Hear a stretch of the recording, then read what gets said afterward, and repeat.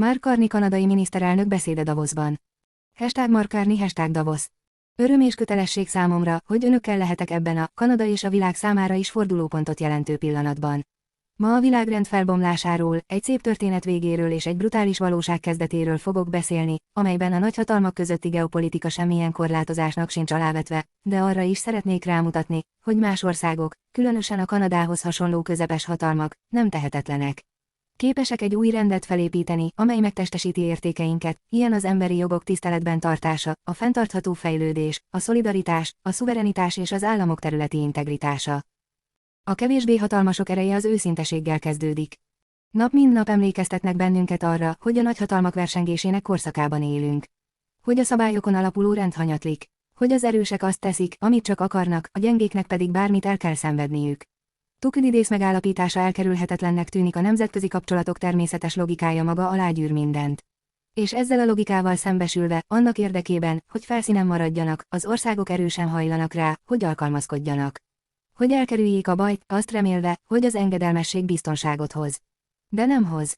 Akkor mégis milyen lehetőségek állnak előttünk. 1978-ban a cseh disszidens Václav Havel írt egy esszét hatalommal nem rendelkezők hatalmáról címmel. Ebben egy egyszerű kérdést tett fel, hogyan tudott olyan sokáig fennmaradni a kommunista rendszer. Válasza egy zöldségárus példáját idézte. A boltos minden reggel kihelyezett egy táblát üzlete kirakatába, világproletárjai, egyesüljetek. Állt rajta, persze, nem hitt benne. Senki sem hitt benne, de ő mégis kitette a táblát, hogy elkerülje a bajt, hogy jelezze, alkalmazkodik a szabályokhoz. És mivel mindenütt minden boltos ugyanezt tette, a rendszer fennmaradt. Nem pusztán erőszakkal, hanem azzal, hogy a hétköznapi emberek részt vettek olyan rituálékban, amelyekről maguk is tudták, hogy merő valótlanságok. Havel ezt hazugságban élésnek nevezte. A rendszer ereje tehát nem önben igazságából fakadt, hanem abból, hogy mindenki hajlandó volt úgy tenni, mintha igaz lenne. De törékenységét is ugyanez okozta, ha csak egy ember is felhagy a színjátékkal, ha csak egyetlen zöldségárus eltávolítja a tábláját, az illúzió repedezni kezd. Itt az ideje, hogy a vállalatok és az országok is szemétre vessék az efféle illúziókat. Évtizedeken át olyan országok, mint Kanada, a szabályokon alapuló nemzetközi rendnek nevezett rendszerben prosperáltak.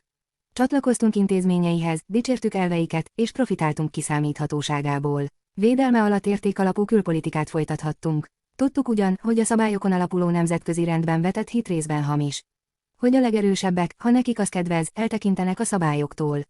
Hogy a kereskedelmi megállapodásokat aszimmetrikusan alkalmazzák. És hogy a nemzetközi jognak különböző szigorral tesznek eleget, attól függően, hogy ki a vádlott és ki az áldozat. El kell ismerni, ez a fikció hasznos volt, különösen az amerikai hegemónia segített biztosítani a feltételeket, nyitott tengeri útvonalakat, a stabil pénzügyi rendszert, a kollektív biztonságot, és támogatást a viták rendezéséhez. Így hát mi is kifüggesztettük azt a bizonyos táblát az ablakba. Részt vettünk a rituálékban, és nagyrészt elkerültük, hogy szóvá tegyük a retorika és a valóság közötti ellentmondásokat. Ám ez az alkut már nem működik. Hadd legyek őszinte, nem valamiféle átmenethez érkeztünk el, hanem drasztikus változáshoz. Az elmúlt 2 évtizedben a pénzügyek, az egészségügy, az energia és a geopolitika területén bekövetkezett válságok sorozata nyilvánvalóvá tette a szélsőséges globális integráció kockázatait. És a közelmúltban a nagyhatalmak elkezdték fegyverként használni a gazdasági integrációt. A vámokat például nyomásgyakorlásra, a pénzügyi infrastruktúra hirtelen kényszerítő eszközzé vált, az ellátási láncok pedig visszaélések lehetőségeivé. Nem lehet annak hazugságában élni, ma már, hogy az integráció kölcsönös előnyökkel jár, miközben az integráció az alárendeltség forrásává válik. A közepes hatalmak által favorizált multilaterális intézmények, mint a WTO, az ENSZ, a COP, vagyis a kollektív probléma megoldás architektúrája, jelentősen meggyengültek. Ennek eredményeként sok ország ugyanarra a következtetésre jutott. Nagyobb stratégiai autonómiát kell kialakítaniuk, az energia, az élelmiszer, a kritikus ásványi anyagok, a pénzügyek és az ellátási láncok terén. Ez érthető. Egy országnak, amely nem képes ellátni önmagát élelemmel, üzemanyaggal, vagy képtelen megvédeni magát, kevés lehetősége akad. Ha az addigi szabályok már nem védik, akkor magának kell megvédenie magát. De legyünk tisztában azzal, hová is vezet ez. Az erődökkel teli világ szegényebb, törékenyebb és kevésbé fenntartható lesz. És az is az igazság része, hogyha a nagyhatalmak még a szabályok és értékek látszatát is feladják hatalmuk és érdekeik akadálytalan érvényesítése érdekében, akkor a transzakcionalizmus előnyeit sokkal nehezebb lesz újra elérni. A hegemónok nem tudják folyamatosan pénzzé tenni kapcsolataikat. A szövetségesek diverzifikálódnak, hogy fedezzék magukat a bizonytalanság ellen. Biztosítást kötnek, növelik a lehetőségeket. Ez újjáépítik a szuverenitást, amelyet egykor a szabályok garantáltak, de egyre inkább a nyomásnak való ellenállás képességén fog alapulni.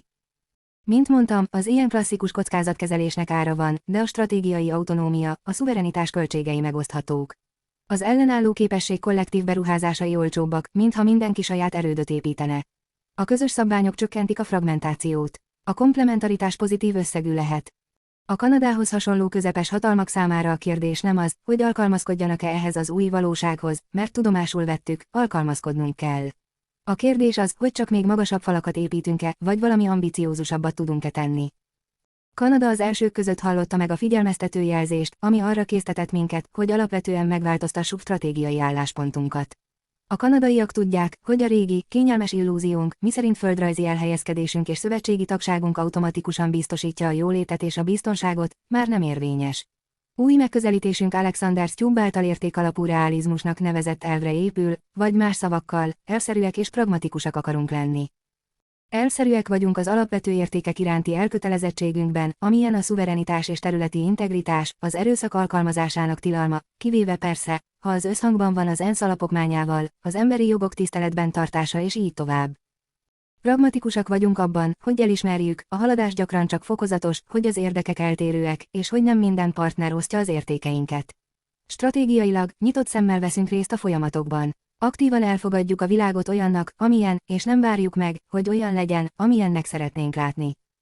Kanada tehát úgy alakítja kapcsolatait, hogy azok mélysége tükrözze értékeinket. A világ rendjének változékonysága, az ezzel járó kockázatok és a jövőbeli tét miatt prioritásként kezeljük a széleskörű együttműködést, hogy maximalizáljuk befolyásunkat. Már nem csak értékeink erejére támaszkodunk, hanem erőnket is értékként fogjuk fel. És ezt az erőt otthon gyarapítjuk. Kormányom hivatalba lépése óta csökkentettük a jövedelem, tőkenyereség és üzleti befektetési adókat, eltávolítottuk az interprovinciális kereskedelem összes szövetségi akadályát, és gyorsított eljárással $1 milliárd beruházást hajtunk végre az energia, a mesterséges intelligencia, a kritikus ásványi anyagok, az új kereskedelmi folyosók és egyéb területeken. 2030-ig megduplázzuk védelmi kiadásainkat, és ezt úgy tesszük, hogy közben hazai iparágainkat is fejlesztjük. Gyorsan diverzifikáljuk tevékenységünket külföldön. Átfogó stratégiai partnerséget kötöttünk az Európai Unióval, amely magában foglalja a SAFE-hez, Európa védelmi beszerzési megállapodásához való csatlakozást is. Az elmúlt 6 hónapban 12 további kereskedelmi és biztonsági megállapodást írtunk alá 4 kontinensen. Az elmúlt napokban új stratégiai partnerségeket kötöttünk Kínával és Katarral. Szabadkereskedelmi megállapodásokról tárgyalunk Indiával, az ASEAN-nal, Tájfölddel, a Fülöp-szigetekkel és a Mercosurral. A globális problémák megoldásának elősegítése érdekében változó geometriát követünk, különböző kérdésekhez különböző koalíciókat hozunk létre, az értékek és érdekek alapján. Ukrajna ügyében a tetrekészek koalíciójának fontos tagjává váltunk, és az egyfőre jutó védelmi és biztonsági hozzájárulás tekintetében az egyik legnagyobb támogatója Ukrajna önvédelmi harcának. Az északi zárvidék szuverenitása tekintetében határozottan Grönland és Dánia mellett állunk, és teljes mértékben támogatjuk az ő egyedülálló jogukat Grönland jövőjének meghatározásában. Az 5. cikk iránti elkötelezettségünk megingathatatlan. Együttműködünk NATO szövetségeseinkkel, beleértve a skandináv és balti országokat is, a szövetség északi és nyugati szárnyainak további biztosítása érdekében, többek között Kanada példátlan beruházásai révén a horizont feletti radarok, tengeralattjárók, repülőgépek és földi csapatok terén.